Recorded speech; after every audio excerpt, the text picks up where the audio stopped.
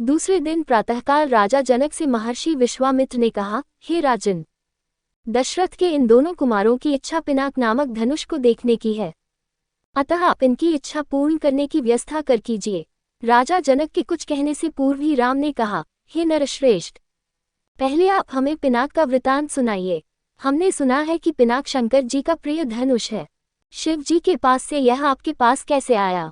इस पर मिथिलापति जनक बोले, हे राम, एक बार प्रजापति दक्ष ने एक बड़ा विशाल यज्ञ किया। दक्ष जी शंकर जी के श्वसुर थे। अपने जामाता से अप्रसन्न के कारण उन्होंने उस यज्ञ में न तो शिव जी को आमंत्रित किया और न ही अपनी पुत्री सती को। पति के समझाने बुझाने की परवाह न करके सती अपने पिता के यहाँ यज्ञ में पहुंच गईं। वहां सती का बहुत अपमान हुआ। सती ने देखा कि देवताओं के लिए यज्ञ का जो भाग निकाला गया था उसमें शिव जी का भाग था ही नहीं।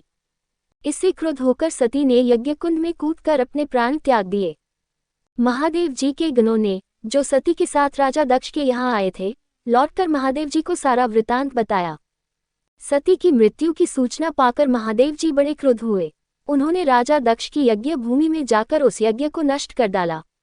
फिर वे अपना पिनाक नामक धनुष चढ़ाकर देवताओं को मारने के लिए अग्रसर हुए, क्योंकि देवताओं ने उस यज्ञ का भाग महादेव जी को नहीं दिया था।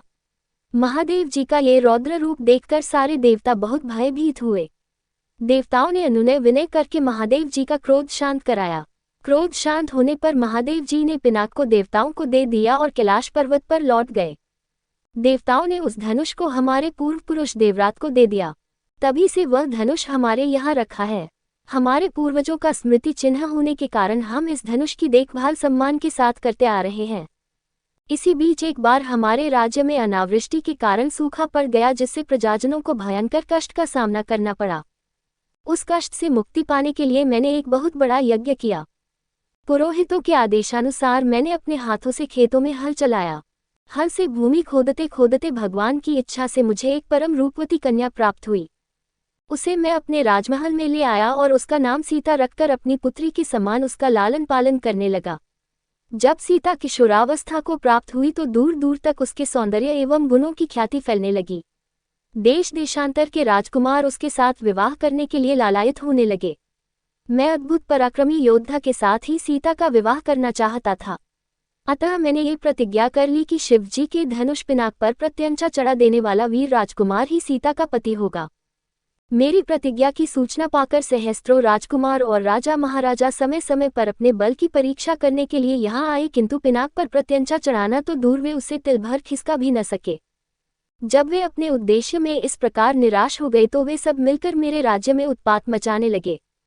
मेरे प्रदेश को चारों ओर से घेर लिया और निरीह प्रजाजनों को लूटकर आतंक फैलाने लगे। मैं अपनी सेना को लेकर उनके साथ निरंतर युद्ध करता रहा। वे अनेक राजा थे, उनके पास सेना भी बहुत अधिक थी, इसलिए इस संघर्ष में मेरी बहुत सी सेना नष्ट हो गई। इस पर मैंने भगवान को सहारा मानकर उनकी तपस्या की। मेरी तपस्या से प्रसन्न होकर भगवान ने मुझे देवताओं की चतुरंगिनी सेना प्रदान की। उस सेना ने आत्ताई राजाओं के साथ भयंकर युद्ध किया और सभी उपद्रवी राजकुमारों को भगाया। उनके भाग जाने के बाद मैंने सोचा कि एक विशाल यज्ञ करके इस अवसर पर ही अपनी प्रतिज्ञा पूरी करूं और सीता का विवाह कर निश्चिंत हो जाऊं। इसीलिए मैंने इस महान यज्ञ का आयोजन किया है। अब जो कोई भी महादेव जी के इस धनुष की प्रत्यंचा चढ़ा देगा, उसी वीर पुरुष के साथ मैं अपनी अनुपम गुणवती पुत्री सीता का विवाह करके निश्चिंत हो जाऊंगा।